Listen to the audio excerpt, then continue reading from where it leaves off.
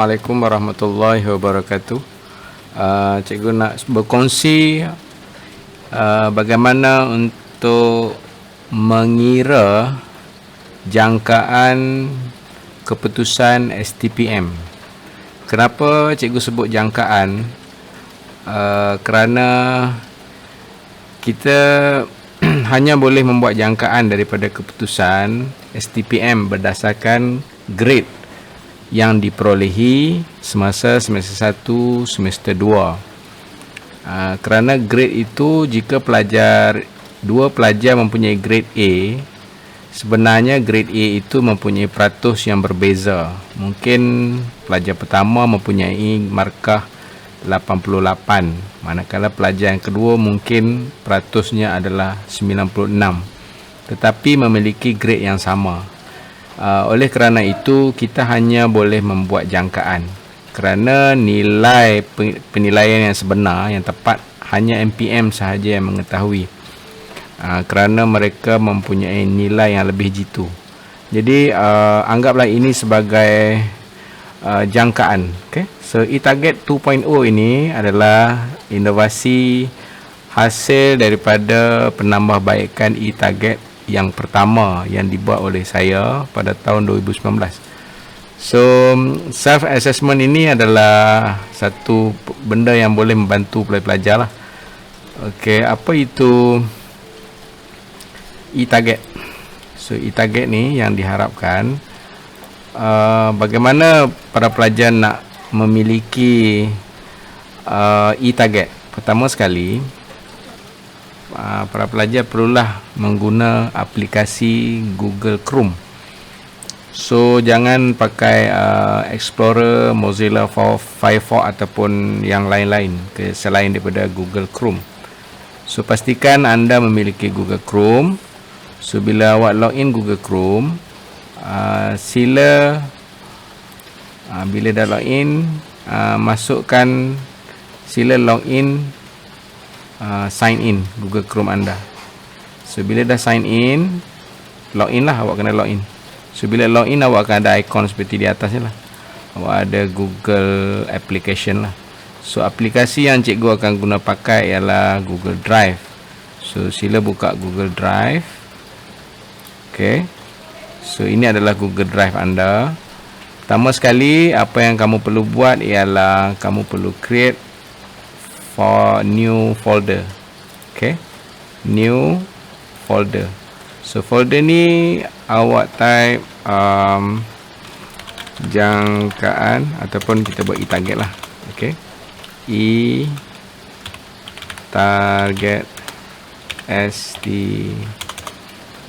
STPM. Okay, so bila folder ni dah dibina, cikgu akan share satu spreadsheet. So buka e-target ni, ataupun biarkan dia begini. Kemudian kamu buka Telegram, ambil link yang cikgu dah bagi. So copy link melalui Telegram.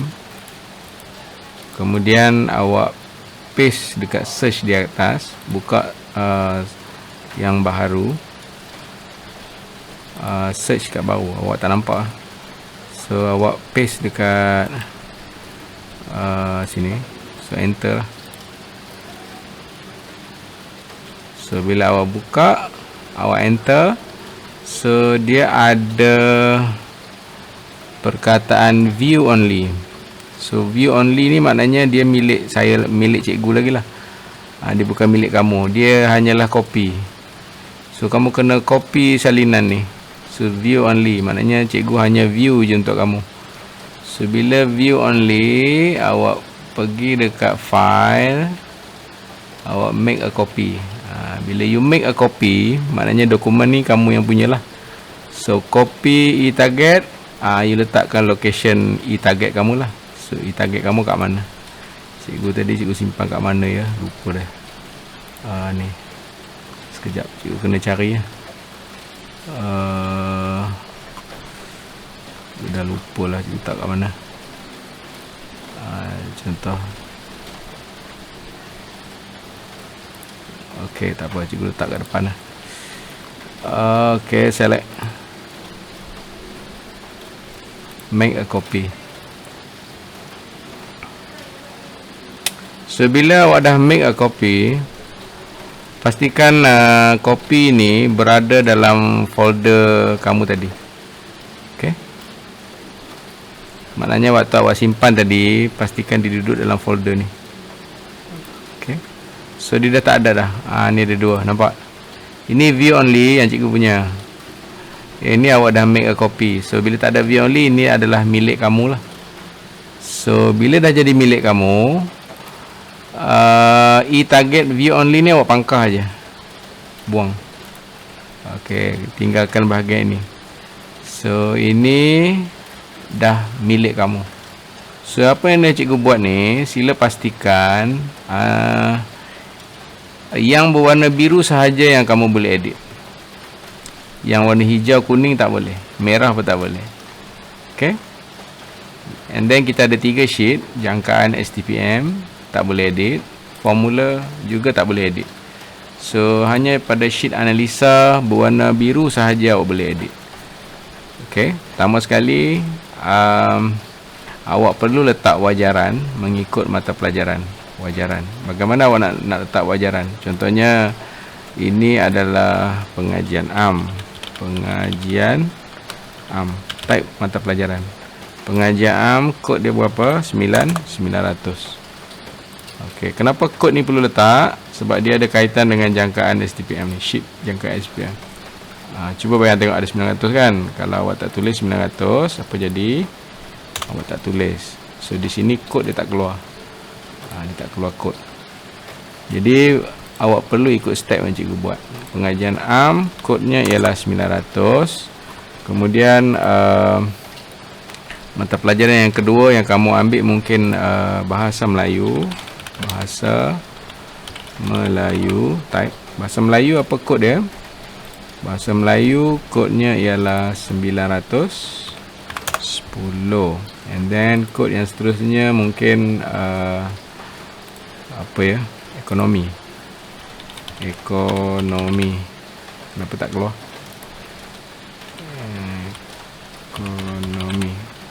Ekonomi kodnya ialah 944. Okey. And then mata pelajaran yang ketiga mungkin sejarah. Mengikut package yang kamu ambil lah 940. Baik. Sebenarnya tujuan e-target ni dibina ialah untuk memberi kamu panduan untuk mengisi UPU. Sebab kita dah boleh tahu unjuran maksimum nilai PNG yang kamu akan dapat nanti. Maksimum. Dengan beranggapan kamu memperolehi 4 flat semester 3 dan juga pencapaian A bagi semua kerja kursus. Maknanya semester 3 ni perfect, semua A. Jadi awak kena masukkan real grade untuk semester 1 dan semester 2.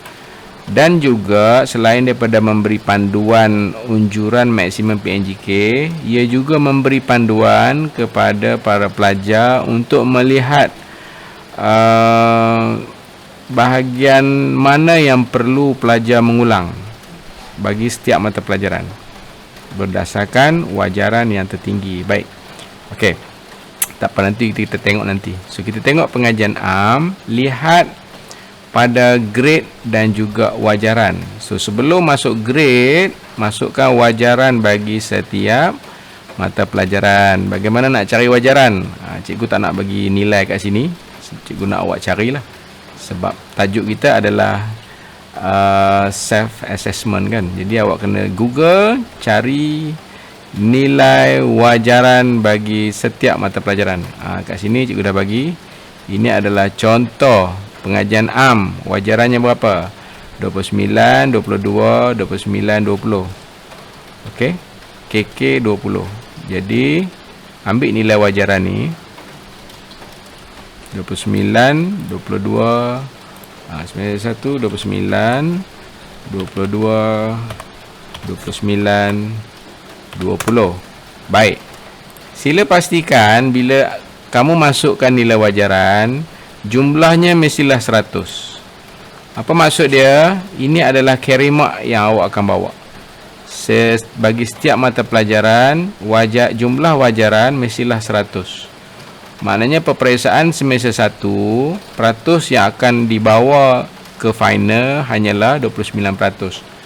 Dan jumlahnya bila dikumpulkan maksimum adalah 100 dan ianya boleh digradekan lah.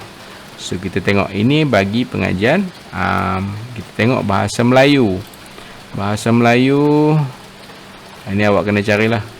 Awak kena cari, awak Google. So pastikan awak cari betul. So kalau nak diikutkan di sini, cikgu dah ada data. Bahasa Melayu dia ada kerja khusus 1 dan 2. Maknanya bahasa Melayu semester 1 33, semester 2 20, semester 3 berapa ya? 22. Kerja khusus yang pertama 8, kerja khusus yang kedua ialah 17. So tengok jumlah dia 100. So maknanya nilai wajaran yang kita masukkan ini adalah tepat. Baik, kita pergi kepada ekonomi. So awak kena Google, masukkan wajaran ekonomi. Kalau ikut data cikgu, nilai wajaran ekonomi ialah 32, 16, 20. Kerja khusus yang kedua dia tak ada. Dia hanya ada bahasa Melayu je ni, terlebih 1. Manakala sejarah, wajaran bagi semester 1 29, wajaran bagi semester 2 22, semester 3 29, kerja khusus 20. Dia sama macam pengajian am lah ni. Baik, bila dah masukkan wajaran, kita nak lihat kita dah berada di semester 2. Kita duduk kat semester 3 ni, nak periksa semester 3. Jadi maknanya kita dah tahu grade semester 1 dan grade semester 2 yang sebenar. Jadi semester 3 kita anggaplah kita dapat full straight A.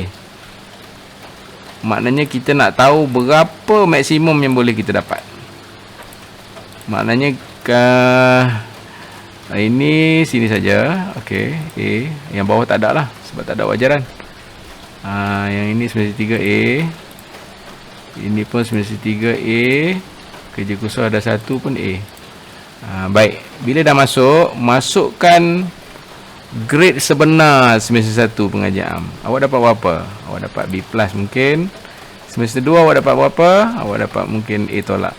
Maknanya maksimum awak boleh dapat, awak boleh lagi mencapai grade A dengan syarat semester 3 dan kerja khusus kamu A. Kalaulah kamu dapat rendah kan, contohnya C tolak, ini D+. So maksimum awak boleh dapat B. Contohnya bahasa Melayu, cikgu letak je lah apa-apa grade kamu. Bahasa Melayu ni A tolak, B by minus, and then ada tinggi sangat pula, tak maulah. Kita ambil yang rendah-rendah kan, C+,